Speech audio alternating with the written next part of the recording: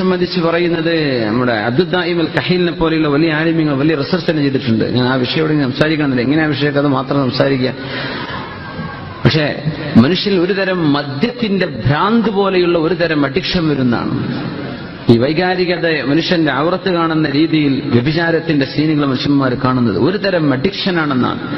അത് തലയിലേക്ക് കയറിക്കഴിഞ്ഞാൽ മദ്യപിക്കുന്ന ഒരു മനുഷ്യന്റെ ബ്രെയിൻ സെല്ലുകൾക്ക് എന്ത് തകരാറ് വരുമോ അതേ തകരാറ് നിരന്തരമായി ഈ അനാവശ്യമായ ഫിലിമുകൾ കാണുന്ന ആണിനും പെണ്ണിനും തലച്ചോറിന്റെ ഒരു ഭാഗം. അത് അബ്ദുദ്ദായിം അൽ കഹീലിന്റെ kahil7.com അദ്ദേഹത്തിന്റെ ഒരു വെബ്സൈറ്റ് ഉണ്ട്, അറബിയിലും ഇംഗ്ലീഷിലും കാണാം.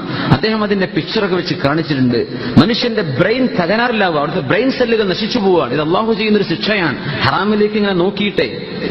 അപ്പൊ മനുഷ്യന് ഇങ്ങനെ അഡിക്ഷൻ വന്നു പോകുന്ന മനുഷ്യൻ അറിയണില്ല ഇത് കുട്ടിയാണോ വല്ല ഉമ്മയാണോ പെങ്ങളാണോ. ഞാൻ എന്താ മനുഷ്യൻ മൃഗമായിട്ട് മാറില്ലേ? കണ്ണുകളെ സൂക്ഷിക്കാത്തവർക്ക് എങ്ങനെ ശരീരത്തെ സൂക്ഷിക്കാൻ പറ്റും?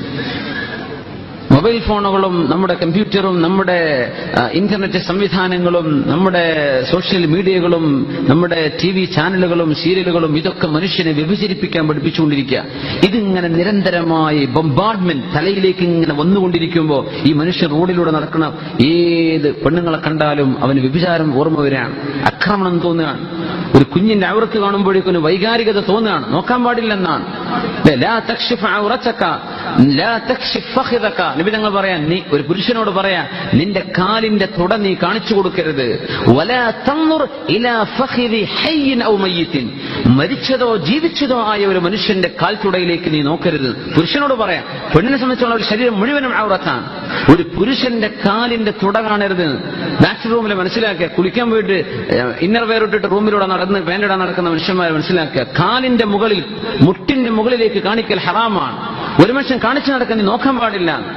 ജീവിച്ചിരിക്കുന്നവനോ മരിച്ചവനോ ആയ മനുഷ്യന്റെ കാലിന്റെ തുടയിലേക്ക് നീ നോക്കരുതെന്ന് പരിശുദ്ധ റസൂലുള്ളാഹ്. ഒന്നുമല്ല നമ്മൾ മനുഷ്യരെ, അള്ളാഹു ആ രീതിയിലാണ് നമ്മളെ പഠിച്ചത്. ഒരു വൈകാരികത തോന്നിയേക്കും. ഈ തോന്നൽ വരാതിരിക്കണമെങ്കിൽ കണ്ണ് കൺട്രോൾ ചെയ്യണം. കണ്ണ് ചിമ്മണമെന്നല്ലേ പറഞ്ഞത്? ഒന്നൂമിൻ അബ്സാരിക്കും, കണ്ണുങ്ങൾ ചിമ്മണം. ഇത് ചിമ്മാതെ നടന്നാൽ മനുഷ്യൻ മൃഗമായിട്ട് അതപ്പതിക്കും. അതാ നമ്മൾ ഈ കണ്ടുകൊണ്ടിരിക്കുന്നത്.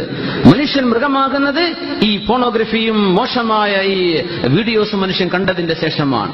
അതുകൊണ്ട് ചെറുപ്പക്കാരെ മനസ്സിലാക്കി, തലച്ചോറ് നശിപ്പിക്കേണ്ട. അള്ളാഹു തരുന്ന മുഖത്തെ പ്രകാശം നഷ്ടപ്പെടും. ഹിക്മത്ത് വായിലൂടെ, ഇൽമുള്ളൊരു വർത്തമാനം പോലും നാവിലൂടെ വരില്ല എന്ന അള്ളാഹു തആല അത്രക്ക് മനുഷ്യനെ മരവിപ്പിച്ചു കളയും. വ്യഭിചാരത്തിന്റെ സീനുകൾ നോക്കുന്ന മനുഷ്യന്മാർ അത് ചെയ്യുന്നവരുണ്ട്. ഇന്നല്ലദീന യുഹിബ്ബൂന അൻ തശീഅൽ ഫാഹിഷതു ഫില്ലദീന ആമനൂ ലുഇനൂ ഫിദ്ദുനിയാ വൽ ആഖിറ.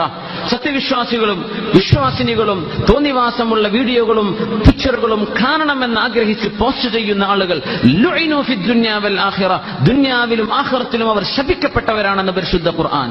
വലഹും അദാബുൻ അലീം, വേദനാജനകമായ ശിക്ഷ അവർക്കുണ്ട് ഇതൊക്കെ പ്രചരിപ്പിക്കുന്ന ആളുകൾക്ക്. അതിന്റെ ഫലമാണ് ഈ പീഡനത്തിന്റെ കഥകളൊക്കെ. കുട്ടികൾ നമുക്ക് പിടിച്ചു വെച്ചിട്ട് പെട്ടിയിലടക്കാൻ പറ്റുമോ? മനുഷ്യനല്ലേ ഇത് ചിന്തിക്കേണ്ടത്? പുരുഷന്മാരിത് ചിന്തിക്കണ്ടേ? ആണും പെണ്ണും ചിന്തിക്കണ്ടേ? അതുകൊണ്ട് മനുഷ്യൻ കണ്ണിനെ സൂക്ഷിക്കണം. കണ്ണ് സൂക്ഷിക്കാതെ വിചാരിക്കാതിരിക്കാൻ പറ്റില്ല. വ്യഭിചാരം വരുന്നത് കണ്ണുകൊണ്ട് കണ്ടതിന്റെ ശേഷമാണ്.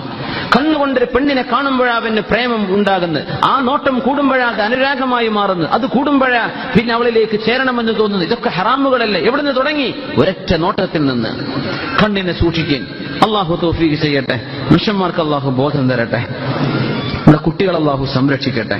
പെണ്ണുങ്ങൾ മോശപ്പെട്ട വസ്ത്രമിട്ട് നടക്കരുത്. പെണ്ണുങ്ങൾ വസ്ത്രധാരണം ശ്രദ്ധിക്കണം. പെണ്ണെ, നിന്റെ വസ്ത്രവും നിന്റെ അലങ്കാരവും നിന്റെ ഭംഗിയും നിന്റെ സുഗന്ധവും ആസ്വദിക്കേണ്ടത് നിന്റെ ഭർത്താവാണ്, അത് നാട്ടുകാർക്കുള്ളതല്ല.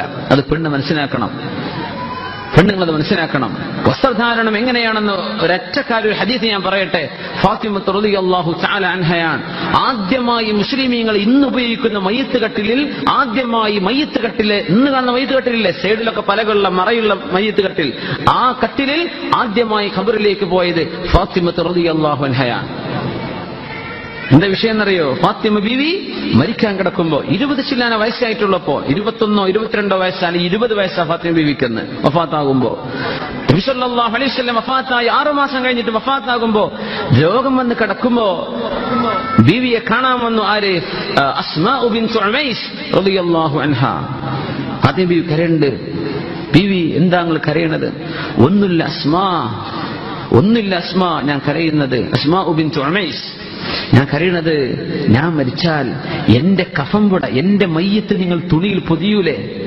അങ്ങനെ നിങ്ങൾ ഇന്നത്തെ മയ്യത്ത് കട്ടിൽ അന്ന് ഒരു പലകയാണ്, ആ മയ്യത്ത് പലകയിലാണ് മയ്യത്തിനെ കടത്തുക.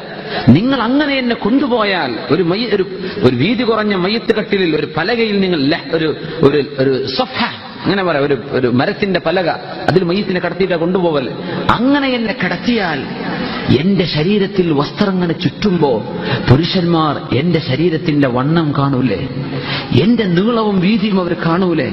എന്റെ ശരീരത്തിന്റെ രൂപം പുരുഷന്മാർ കാണൂലേ? അതാര്? സ്വഹാബികൾ ജീവിച്ചിരിക്കുന്ന കാര്യം. എനിക്കത് ഇഷ്ടമാവുന്നില്ല കേട്ടോ. എനിക്കതോർത്തിട്ടാണ് വിഷമം. അതോർത്തിട്ട് എനിക്ക് മരിക്കാൻ തന്നെ വിഷമാവുന്നുണ്ട്. നിങ്ങൾ ഇങ്ങനെയല്ലേ കൊണ്ടുപോവുക?